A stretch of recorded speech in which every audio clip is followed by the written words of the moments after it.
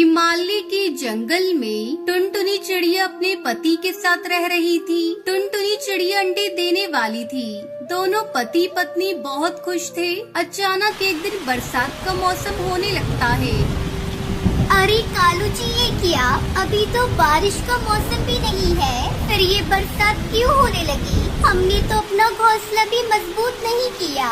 अगर बारिश होती रही तो हमारा घोंसला कहीं टूट न जाए। तुम माँ बनने वाली हो, ऐसे मौके पर ऐसी अशुभ बातें नहीं बोलते। थोड़ी देर में बारिश रुक जाएगी, फिर मैं अपना घोंसला मजबूत बना दूंगा। तुम फिक्र मत करो, मैं सब संभाल लूंगा। तुम बस अपना ख्याल रखो। तब तक आप लोग कमेंट पे बताएं 12 - 6 कितने होते हैं।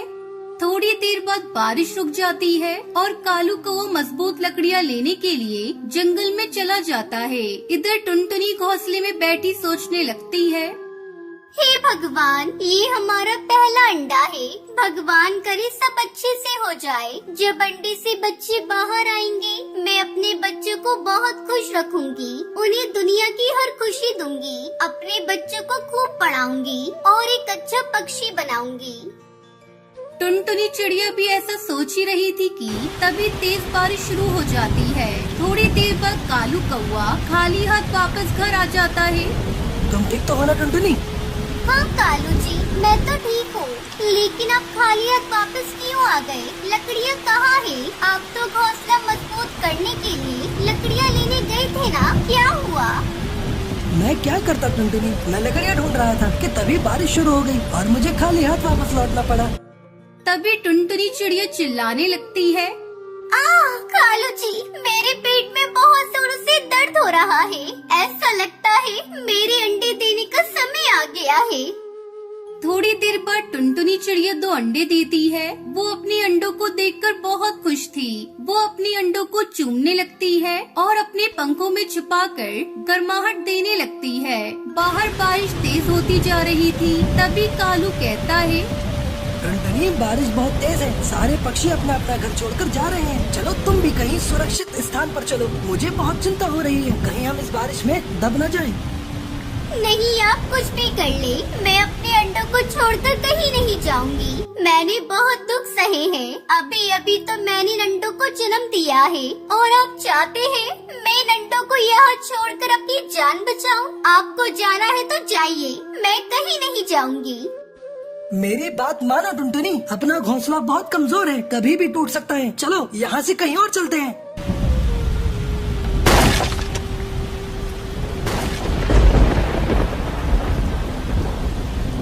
अरे ये मैं कहाँ हूँ?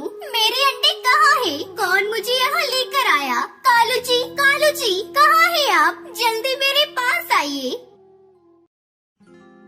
चुप हो जाओ टुनटुनी, मत रो। तुम्हें नहीं पता, आधी रात को तुम अचानक बादल गरजने की आवाज सुनकर बेहोश हो गई थी, तब मैं तुम्हें यहाँ लेकर आया।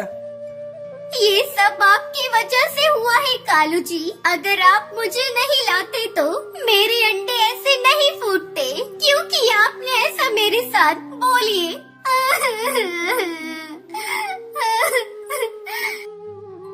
लेकिन टुनटुनी, तुम्हारी जान मेरे लिए बहुत कीमती है। अंडे तो हो जाएंगे, अगर तुम्हें कुछ हो जाता तो मैं तो जीते जी मर जाता। चलो अब बारिश थम चुकी है, मैं जल्दी से अपना नया घर बनाता हूँ। फिर कालू कौवा जंगल से हरे हरे बांस लेकर आता है। तभी कालू को रास्ते में एक छोटी सी चिड़िया रोती हुई दिखाई देती है, जिसका नाम सुनहरी होता है। कालू कौवा सुनहरी के पास जाता है और उससे कहता है, बेटा नन्ही चिड़िया, तुम कहाँ से आई हो और रो क्यों रही हो? तुम्हारा घर कहाँ है? अंकल जी, मेरा नाम सुनहरी चिड़िया है। मेरा घर बारिश की वजह से टूट गया है और मेरे माता पिता भी इस दुनिया में नहीं रहे। अब मैं क्या करूं? कहाँ जाऊं? किसके सहारे जीऊं? मैं अनाथ हो गई अंकल। कौन कहता है बेटा तू अनाथ हो गई है? तू चल मेरे साथ बेटा मेरे घर, वहाँ तुझे एक अच्छी माँ मिलेगी। तू अब से हमारे साथ रह लेना, मेरी बेटी बनकर।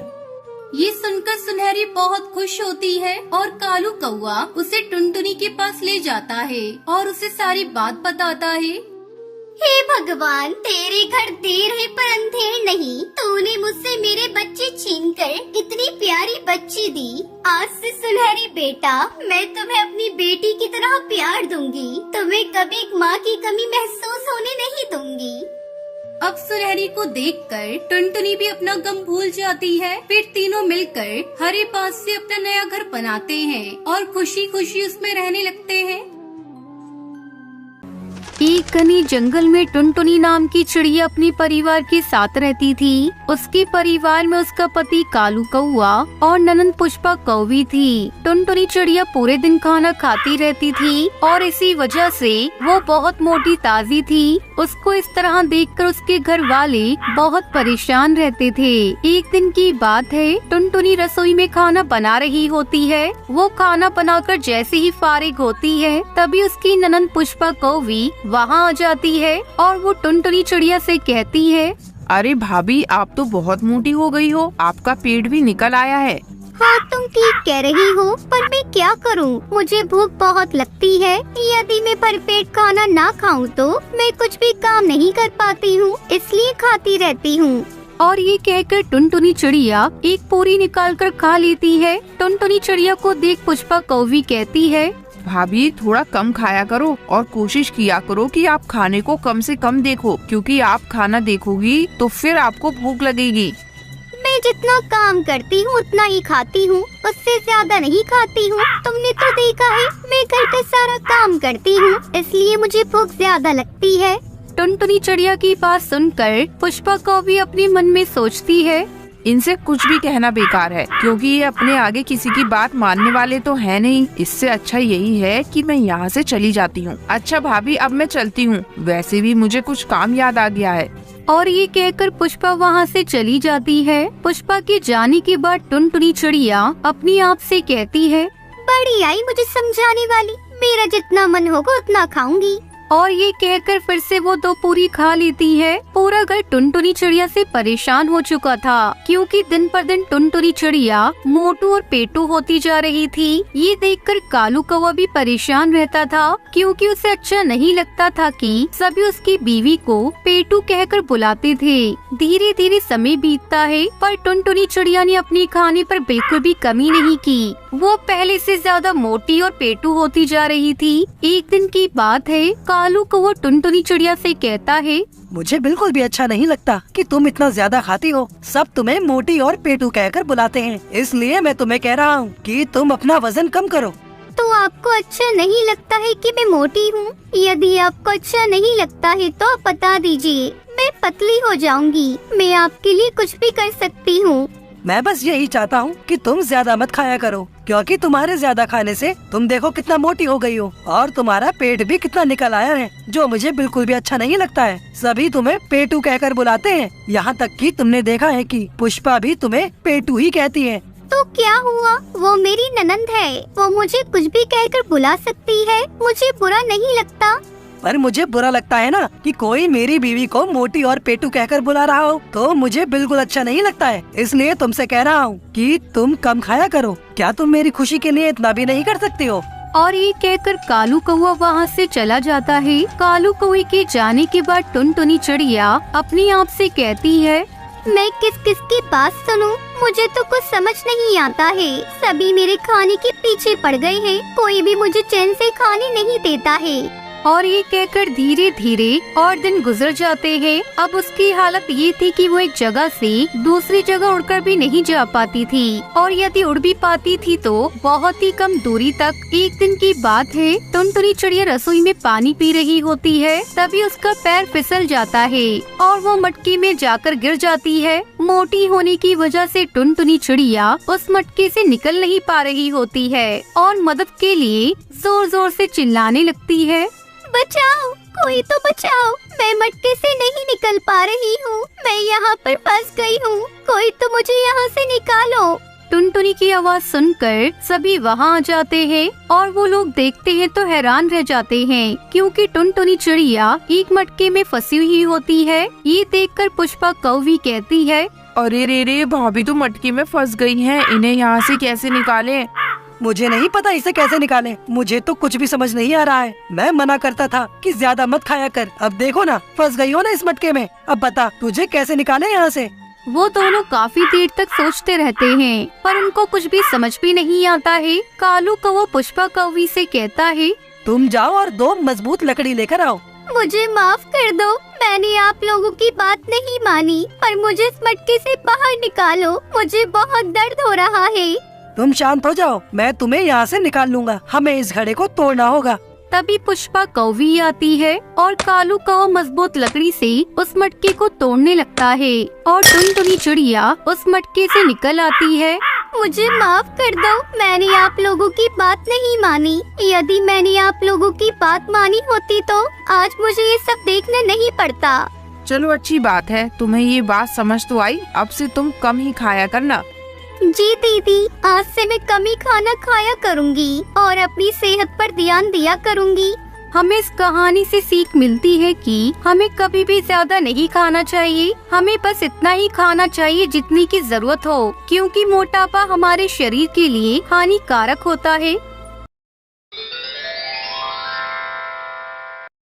अमेज़न के जंगल में टूनी चिड़िया अपनी बड़ी बेटी टुनटुनी और छोटी बेटी पिंकी चिड़िया के साथ रहती थी। वो अपने खेत में तरबूज उगाया करती थी। एक दिन सुबह सुबह पिंकी और टुनटुनी दोनों बहनें आपस में झगड़ रही थी। अरे क्या हुआ, तुम दोनों आज सुबह सुबह क्यों झगड़ने लगी? माँ ये देखो, इस पिंकी ने मेरा ब्रश तोड़ दिया। तुम ही बताओ अब मैं कैसे ब्रश करूँगी? अरे तुम दोनों ने मेरी नाक में दम कर रखा है। चलो अब जल्दी से तैयार होकर स्कूल जाओ, मुझे भी तरबूज बेचने जाना है।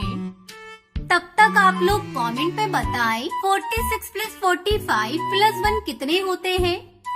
टूनी चिड़िया अपनी दोनों बेटियों को स्कूल भेजने के बाद खेत से तरबूज तोड़कर गांव के ही व्यापारी कड़कनाथ सेठ के पास जाती है। सेठ जी, आपने जितना बोला था उतना तरबूज मैं लेकर आई हूँ। इस बार मैंने अपने खेत में सबसे महंगे वाले तरबूज के बीज लगाए थे, इसलिए इन तरबूज की कीमत थोड़ी ज्यादा लगेगी। कोई बात नहीं टूनी, तेरे तरबूज वाकई में बहुत अच्छे हैं। ये ले इनकी कीमत, तेरी सोच से भी ज्यादा दिया है। ये तो आपका बड़प्पन है मालिक, अब मैं चलती हूँ। टूनी चिड़िया पैसे लेकर वहाँ से चली जाती है। तभी व्यापारी अपने नौकर कालू कौवे से कहता है, अरे कालू, जल्दी अपना दिमाग चला, जिससे ये तरबूज मुझे मुफ्त में मिल जाए और इस टूनी के हाथ खाली रह जाए। ठीक है मालिक, अब देखिए मेरा कमाल, मैं कैसे इस टूनी को चूना लगाता हूँ। उधर टूनी चिड़िया पैसों से भरी पोटली लेकर जा रही थी। तभी कालू उसके पैसों से भरी पोटली छीनकर वहाँ से भाग जाता है। अरे पकड़ो पकड़ो, वो चोर मेरे पैसे लेकर भाग रहा है। अरे कोई तो उसे पकड़ो, मैं तो बर्बाद हो गई। टूनी चिड़िया जोर जोर से शोर मचाने लगती है, लेकिन कोई भी पक्षी उसकी मदद के लिए नहीं आता। उदास मुंह से टूनी चिड़िया खाली हाथ अपने घर लौट जाती है। उधर कालू कौवा टूनी चिड़िया से छीने हुए पैसे ले जाकर व्यापारी को दे देता है। पैसे देकर व्यापारी बहुत खुश होता है। अगले दिन टूनी चिड़िया कर्ज मांगने के लिए उस व्यापारी के पास जाती है। सेठ जी, मैं लुटे गई, बर्बाद हो गई। मेरे साथ बुरा हुआ, मेरे सारे पैसे छीनकर एक चोर भाग गया। मुझे पैसों की बहुत जरूरत है, खेत में तरबूज की दूसरी फसल लगानी है। आप मुझे कुछ पैसे उधार दे दीजिए, फसल तैयार होते ही मैं आपका कर्ज चुका दूंगी। टूनी चिड़िया के इतने कहने पर भी कड़कनाथ सेठ टूनी को कोई कर्ज नहीं देता और उसे वहाँ से भगा देता है। अब टूनी चिड़िया को कुछ भी समझ में नहीं आ रहा था कि अब वो क्या करेगी। धीरे धीरे टूनी की तबीयत बिगड़ने लगती है। फिर एक दिन उसकी मौत हो जाती है। माँ, तुम्हें क्या हो गया माँ? आंखें खोलो माँ, तुम कोई जवाब क्यों नहीं दे रही हो? उठो न माँ, अब हम दोनों कभी झगड़ा भी नहीं करेंगे। देखो न माँ, पिंकी कितना रो रही है। उठो माँ। दीदी, माँ बोल क्यों नहीं रही है? पिंकी, अम्मा कभी नहीं बोलेंगी। माँ हम दोनों को छोड़कर चली गई। इस तरह कई दिन गुजर जाते हैं। अब उन दोनों को देखने वाला कोई नहीं था। एक दिन उनकी पड़ोसन मीठी तोती उनके घर भोजन लेकर आती है। बच्चों ये लो भोजन। देख रही हूँ 2 दिनों से तुम्हारे घर में चूल्हा भी नहीं जला। लो इस भोजन को खा लो। आंटी, हम लोग माँ के बिना कैसे रहेंगे? हमारी तो जिंदगी उजड़ गई। बेटा, मैं तुम्हारे दुख को समझ रही हूँ, लेकिन हम कर भी क्या सकते हैं। मेरी मानो तो तुम लोग अपने खेत में फिर से तरबूज की खेती करना शुरू कर दो। इस तरह तुम दोनों बहनों का मन भी लगा रहेगा। हाँ आंटी जी, आप ठीक कह रही है। मैं कल से ही अपने खेत में तरबूज की खेती करना शुरू कर देती हूँ। अगले दिन से टुनटुनी चिड़िया अपनी बहन पिंकी चिड़िया के साथ मिलकर तरबूज की खेती करना शुरू कर देती है और जल्दी उनका खेत तरबूज से लहराने लगता है। इस तरह दोनों बहनें तरबूज को बेचकर अपना जीवन खुशी खुशी बिताने लगती हैं।